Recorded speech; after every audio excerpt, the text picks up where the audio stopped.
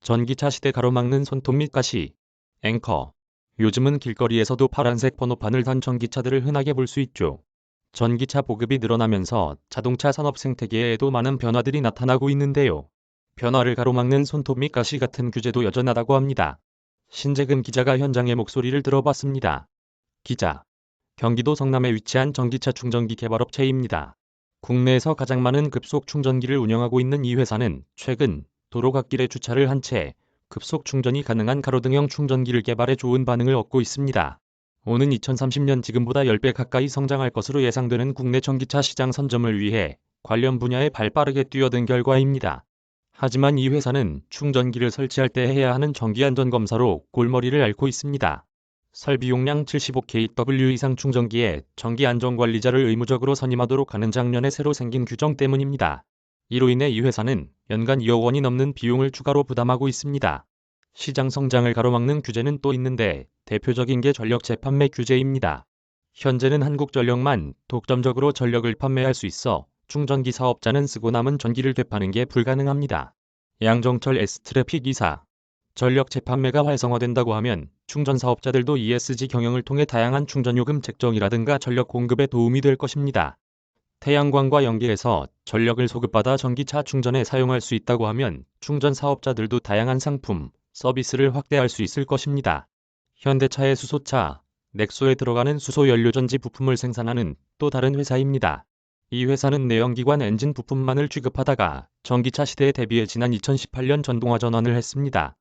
지난해에는 전동화 전환과 관련된 친환경 부문 매출이 2배 넘게 늘었습니다. 성공적인 전동화 전환에도 불구하고 이 회사는 요즘 큰 고민에 빠졌습니다.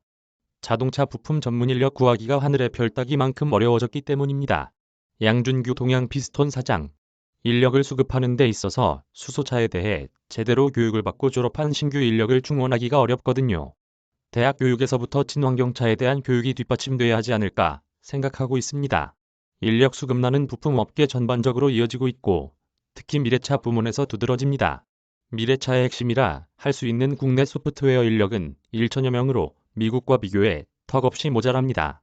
전문 인력 양성이 어려워진 건 수도권 대학 정원 총량 규제 때문이란 지적입니다. 수도권 대학은 인구 집중 유발 시설로 분류돼 정원을 늘리는데 한계에 부딪힌 상황입니다. 전기차 시대를 방해하는 요인은 생산 단계에만 있는 게 아닙니다. 일상생활에서도 볼 수 있는데 전기차 충전 문제를 놓고 벌어지는 주민 간 갈등이 대표적입니다. 최근 플러그인 하이브리드 차량을 구매한 직장인 이다슬 씨. 차량 구매의 기쁨도 잠시, 이 씨는 충전 때마다 전기차 이용자로부터 다가온 시선을 받고 있습니다. 플러그인 하이브리드 차량도 엄연히 아파트 주차장에 설치된 전기차 충전 구역을 이용할 수 있는데 충전 용량이 작다는 이유로 충전할 때마다 눈총을 주기 때문입니다. 이다슬 직장인. 전기차주 입장에선 플러그인 하이브리드 차가 눈엣가시인 거죠. 플러그인 하이브리드는 전기가 아니어도 가솔린으로도 갈 수 있기 때문에 양보하라는 식인 거죠. 전기차와 하이브리드 차량은 늘어나는데 반해 충전 인프라는 턱없이 모자란 탓에 벌어진 일입니다. 최근에는 전기차 이용자들 간의 갈등도 빈번합니다.